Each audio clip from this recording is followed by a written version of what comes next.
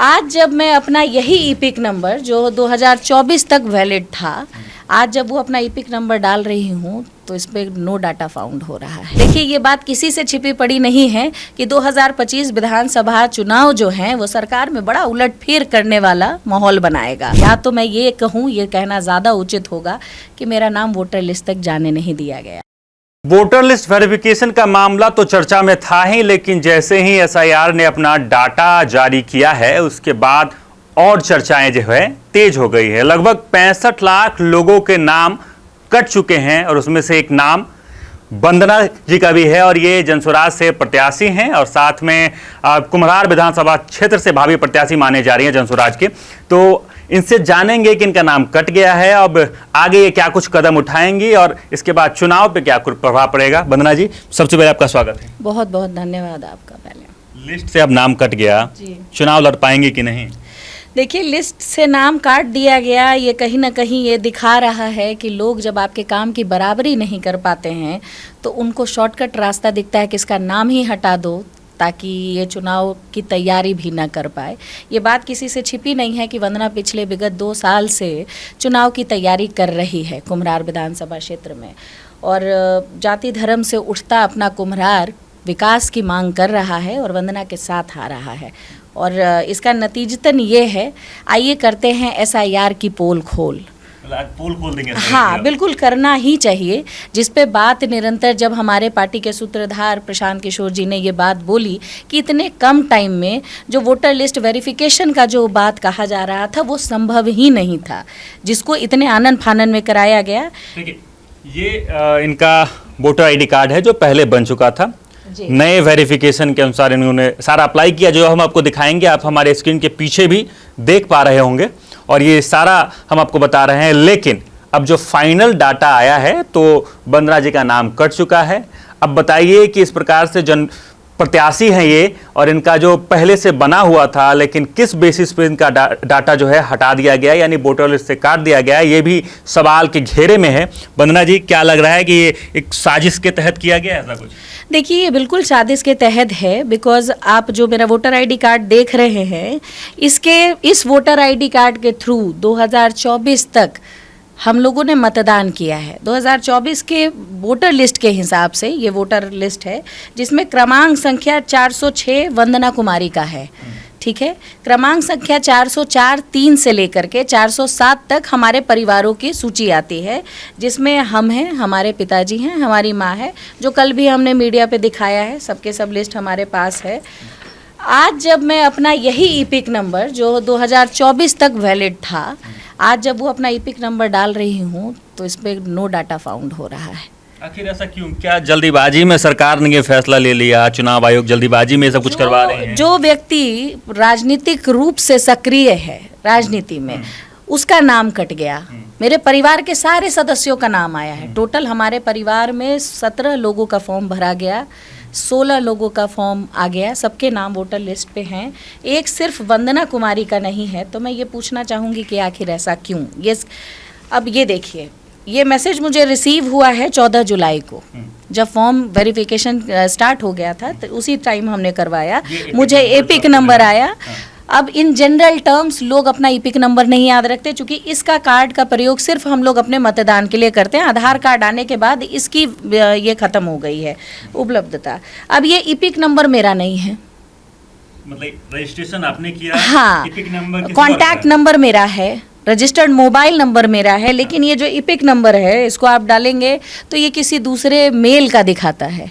अब कल जब हमने ये सूची देखी और सूची के बाद जब हम अपना नाम डालना शुरू किया, हमारे सारे परिवार के ईपिक नंबर से हमने सर्च किए, सबका नाम आया, एक वंदना कुमारी का नाम नहीं आया। ये है डेटा लिस्ट जो कल जारी हुई है। इसमें 397 नंबर अश्विनी कुमार हमारे पिताजी, 398 नंबर बीना देवी हमारी माताजी, 399 सतीश कुमार चौधरी हमारे पति, 400 खुशबू कुमारी हमारी बहन। इस डेटा में सिर्फ वंदना कुमारी गायब है। काफी का नाम हाँ, और जबकि सबसे ज़्यादा ऑथेंटिक माने जाने वाले डॉक्यूमेंट्स, जिसको हम लोग कहते हैं पासपोर्ट, ऑल इंडिया वैलिड है वो डॉक्यूमेंट्स, उससे ज़्यादा मतलब आप आइडेंटिफाइड डॉक्यूमेंट्स नहीं दे सकते। उसको देने के बावजूद मेरा फॉर्म कहीं ना कहीं बीच में रह गया। या तो मैं ये कहूँ, ये कहना ज़्यादा उचित होगा कि मेरा नाम वोटर लिस्ट तक जाने नहीं दिया गया। आपका नाम कट गया है, जी। आगे आप क्या कुछ कदम उठाएंगे, क्योंकि चुनाव भी नजदीक है और सब कुछ अब आनन फानन में ही करना होगा आपको? देखिए, हमने आज फिर से नगर निगम में फॉर्म जमा किया है जाके, और हमने रिसीविंग भी ली है, ये रिसीविंग की कॉपी है। हमने फिर से फॉर्म जमा किया है, फॉर्म 6 बोलते हैं इसको, जिसमें आप अपने डॉक्यूमेंट्स को जाके सबमिट करके आते हैं। ये हमने आपके नगर निगम के जो पदाधिकारी हैं उनके पास किया है। इसकी एक कॉपी हमने जाके निर्वाचन आयोग में भी जमा कर दी है, उसकी भी रिसीविंग हमारे पास है। और निर्वाचन आयोग से हमें बहुत अच्छा रिस्पांस मिला, हमें बड़ी खुशी हुई कि बिहार में आज भी ऐसे लोग हैं जो इस तरीके से पदाधिकारी कोऑपरेट करते हैं। उन्होंने हमें ये आश्वासन भी दिया है कि आपका नाम तो जुटेगा ही, इसके साथ हम लोग ये भी पता करेंगे कि आखिर आपका नाम क्यों काटा गया है। लेकिन ये देखिए, कई तरह के मामले अभी आ रहे हैं। अभी आप देखे होंगे कि कुत्ते के नाम पे भी जारी कर दिया जाता है। मल्लिका शेरावत हो गई, सनी लियोन हो गई, मोनालिसा, तो इस प्रकार का फर्जीवाड़ा तो चल रहा है। तो ये तो लाजमी है कि इस तरह की बातें होंगी। 65 लाख लोगों के नाम कट रहे हैं। 25,527 लोगों का नाम कुम्हरार से काटा गया है, सिर्फ कुम्हरार से काटा गया है, जिसमें कहा गया है कि मृतकों का नाम काटा गया, जो लोग अब इस दुनिया में नहीं हैं वैसे लोगों को हटाया गया। और इसमें मुझे लगता है कि आधे से ज़्यादा लोग ऐसे हैं जो जीवित हैं। उसका एग्जाम्पल मैं हूँ आपके सामने, मैं जीवित हूँ, कैमरे पे बोल रही हूँ, लोग देख रहे हैं। ये लोकतंत्र है। पहले जनता चुनाव करती थी अपने उम्मीदवारों का, अपने सरकार का, लेकिन अब इसमें मोदी जी की गारंटी है चूंकि, तो अब इसमें चुनाव जो है मोदी जी की सरकार द्वारा किया जाएगा, बीजेपी द्वारा किया जाएगा कि आखिर उनको कौन से वोटर चाहिए। अगर आप बीजेपी के वोटर नहीं हैं तो आपको देखने की जरूरत है कहीं आपका भी वोटर लिस्ट से नाम काट न दिया जाए। एक डाटा है वंदना जी, जिसमें ये डाटा निकल कर सामने आया है कि बीजेपी डोमिनेटिंग जो इलाके हैं वहां सबसे ज्यादा जो है वोटरों का नाम कटा है। ये भी एक डाटा है। अच्छा, ऐसा है तो हो सकता है कि जो बिहार में आंधी चल रही है अभी, देखिए ये बात किसी से छिपी पड़ी नहीं है कि 2025 विधानसभा चुनाव जो हैं वो सरकार में बड़ा उलटफेर करने वाला माहौल बनाएगा। ये बात हर कोई जान रहा है और कहीं ना कहीं बाकी की सरकारों का खौफ इस वजह से लाजमी है। 2024 में इसी डेटाबेस के आधार पर, इसी वोटर लिस्ट के आधार पर लोकसभा चुनाव किए गए, ये बात सब जान रहे हैं। आज इतने आनन फानन में विधानसभा चुनाव के लिए वोटर लिस्ट वेरिफिकेशन करने की जरूरत क्या पड़ी, जबकि आप इतने कम टाइम में, आपको पता है कि ये संभव नहीं है, आप डाटा के साथ उलटफेर करेंगे। इसका मतलब आप जान रहे हैं कि जो काम हमने किया है उसका जवाब देने के लिए जनता तैयार है। जन सुराज की आंधी चल रही है। इस बिहार विकास की आंधी में बाकी की सरकारों का सुपरा साफ न हो जाए, इसके खौफ में आप लगातार धड़ल्ले से वोटर लिस्ट में नाम काटे जा रहे हैं। आप काटिए, जनता का अधिकार आप छीन नहीं पाएंगे। ये लोकतंत्र है, हम लोग अपनी लड़ाई लड़ना जानते हैं, नाम तो जोड़ना पड़ेगा। आपके सवालिया निशान के घेरे में कौन, चुनाव आयोग या बिहार सरकार, केंद्र सरकार? नहीं, बिल्कुल मैं बिहार सरकार और केंद्र सरकार को ही इसके लिए मापदंड पर रखती हूँ, क्योंकि आप जब सत्ता में होते हैं तो सारी की सारी पावर आपके हाथ में होती है। ये बात किसी से छिपी नहीं है। और कहीं ना कहीं ये कहा भी जा रहा है कि SIR और बीजेपी के गठबंधन में चीज़ें हो रही हैं, तो ये कहाँ तक चल पाएंगी और कब तक हम लोग लोकतंत्र में अपने अधिकार की लड़ाई लड़ पाएंगे, अपने पहचान की लड़ाई लड़ पाएंगे, देखिए आगे देखने लायक। लड़ पाएंगे क्या? चुनाव तो वंदना किसी कीमत पे लड़ेगी, और इस वजह से लड़ेगी कि कुम्हरार की जो 4,34,000 का हमारा जो परिवार है, जो आज पानी में डूबता दिख रहा है, और उनकी सहायता के लिए कोई सरकार नहीं आए। 35 साल से जिस दुर्व्यवस्था में वो परिवार रहने को मजबूर है, आज कहीं ना कहीं एक बड़ी उम्मीद की तरफ से वंदना की तरफ देखा जाता है कि ये कुम्हरार की बेटी इस स्थिति से हमें बाहर निकालेगी। वंदना, आप जमीनी स्तर के मुद्दे पे पिछले कई एक सालों से काम कर रही हैं। कुम्हरार में आप लोगों से बात कर रही हैं, चर्चाएं अब होने लगी हैं वंदना की, और आप अभी बारिश से जो स्थिति थी वो सबने देखी और आप उस क्षेत्र में भी गए, और वो जो तस्वीरें वहां से निकलकर सामने आई, भावुक होकर लोग रो रहे थे आपको पकड़कर, और आप भी भावुक हो गई थी उस वक्त। देखिए, आप एक जनप्रतिनिधि भी हैं लेकिन एक आम आदमी हैं, दिल तो आपके पास भी है, और जब वो स्थिति आप फेस करते हैं तो क्या कुछ लगता है कुम्हरार में भी क्या कुछ बचा हुआ है करने को? देखिए, हम कहते हैं कि महिलाएं जो हैं शुरू से ही करुणामयी जानी जाती हैं। जब आप जाएंगे, हम लोग जब जनप्रतिनिधि की बात करते हैं, और मैं लगातार बोलती आई हूँ कि जनप्रतिनिधि वो जो जनता के बीच में होता है, जब तक आप उनके बीच में नहीं जाते सकते हैं, आप उनका दर्द समझ नहीं सकते, आप उसकी परिकल्पना कुर्सी पे बैठ के नहीं कर सकते हैं। जब हम बाढ़ के क्षेत्र में जब हम बाहर निकले, चूँकि हम लोगों से डायरेक्ट जुड़े हैं, लोगों ने हमें अपने घर के बाहर से वीडियोस बना के भेजना शुरू किया उस क्षेत्र से। और हम भ्रमण करने के दौरान जब एक वार्ड नंबर 48 में पहुँचते हैं, वहाँ एक बूढ़ी दादी, रात के 2:30 बजे उसके घर में पानी घुसा और 24 घंटा उस दादी ने कुछ खाना नहीं खाया था। उनके घर में यहाँ तक पानी था जिसमें वो थी, और वो अकेली बुजुर्ग हैं अपने घर में। जब मैं उनके घर के अंदर जा रही थी, मैंने देखा वो रोते हुए बाहर निकली कि बेटी हमारे सब सामान दह गेल। वो आप परिकल्पना भी नहीं कर सकते वो दृश्य कितना भयावह था। और ये सरकार बड़े बड़े दावे करके बैठ जाती है, हर घर नल योजना, आपने नमामि गंगे, आपने दरवाजे दरवाजे तक गंगा पहुंचा दिया। लोग यहाँ तक कहते पाए गए कि जो भाई यही बनारस जाता है लोग गंगा जी के पानी में नहाने, आपके घर के बाहर तक हम लोग गंगा पहुंचा दिया, आज काहे लोग शिकायत कर रहा है। ये सरकार ये कहने के लिए जानी जाती है। तो मैंने तो सवाल पूछा है और मैं आज भी पूछूंगी कि भाई केंद्र में सरकार आपकी, बिहार में सरकार आपकी, भले इसकी हो, बैसाखी की हो, डबल इंजन की हो, लेकिन है। आपके विधायक, आपके मंत्री, आपके काउंसलर्स, आपके मेयर, आपके डिप्टी मेयर, उसके बावजूद बिहार में लोगों की ये स्थिति।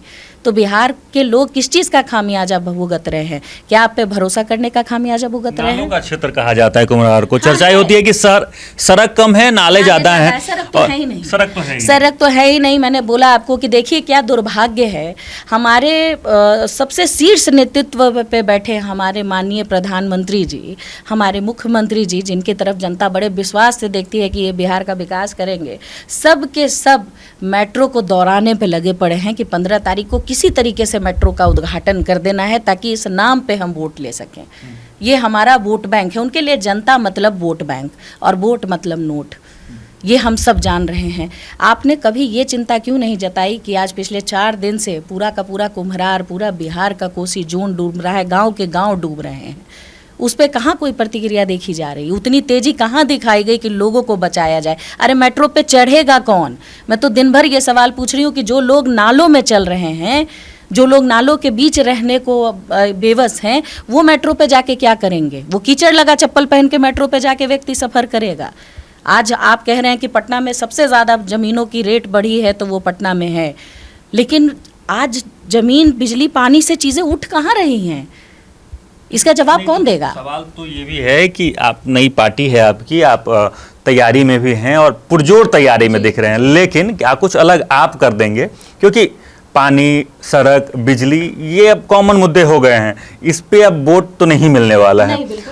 कुछ अलग करना होगा। तो क्या वंदना और जनसुराज क्या कुछ अलग कर देगी कि जनता आपको चुन के भेजे? देखिए एक बात मैं बताऊं आपको, जैसा आपने देखा होगा, प्रशांत किशोर जी पिछले 3 साल से जब गांव-गांव घूम रहे हैं, पद यात्राएं कर रहे हैं, तो हमने ऐसे कोई झूठे वादे नहीं किए। आप कितनी भी वीडियोज़ उठा लीजिए, उस पर बात की जा रही है, जनसुराज आएगा, 5 चीज़ें हो जाएगा जो होना चाहिए कायदे से। अभी आप उसी का नतीजतन देखिए। मैं लाइव एग्जाम्पल आपको समझा देती हूँ। प्रशांत जी पलायन के मुद्दों पे बात कर रहे हैं, ठीक है?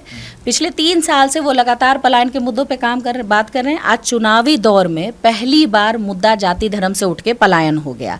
हमारी जितनी वर्तमान सरकार है, विपक्ष की सरकार है, जिनको देखिए आप, आए दिन आपको पलायन के मुद्दों पे बात करते नजर आएंगे। अब आ जाते हैं बुजुर्गों पे।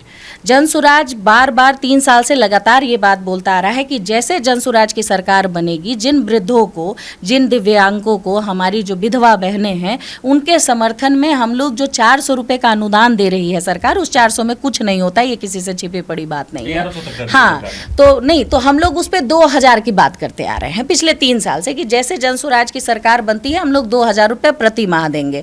अब आप देखिए, विगत इतने सालों के बाद इनकी नींद खुलती है और ये सोचते हैं भाई साहब ये तो जनता में इसका क्रेज़ बढ़ता जा रहा है, लोग इसकी बात समझ रहे हैं, जनसुराज के साथ आ रहे हैं। तो आपने 1100 रुपये की घोषणा कर दी कि इसी जुलाई महीने से आपको 1100 रुपया दिया जाएगा। सत्ता पक्ष ने आपके हाँ, को चोरी कर लिया। नहीं, ये बिल्कुल वही है। ये कहने की बात हमें लगता नहीं है, ये पूरी की पूरी जो बिहार की जनता है वो सबको लगता है। आप एक 65 साल की बुजुर्ग महिला से भी पूछेंगी तो भी वो बताएंगे 1100 में दम नहीं, 2000 से कम नहीं।